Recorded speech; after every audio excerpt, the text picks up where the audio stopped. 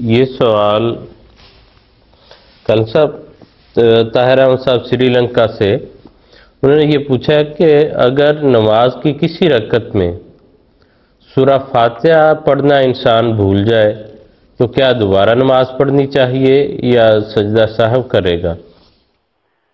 حضرت رسول پاک صلی اللہ علیہ وسلم نے سورۃ فاتحہ پڑھنے کی بڑی تاکید فرمائی ہے۔ اس لیے اگر کوئی کسی رکعت میں سورہ فاتحہ پڑھنا بھول جائے تو جیسا کہ میں نے پہلے عرض کیا، حضرت رسول پاک صلی اللہ علیہ وسلم فرماتے ہیں لِكُلِّ سَهْوٍ سَجْدَتَانِ، جب بھی کوئی انسان نماز میں کوئی کام کرنا بھول جائے تو وہ پھر سہو کے 2 سجدے ادا کرے۔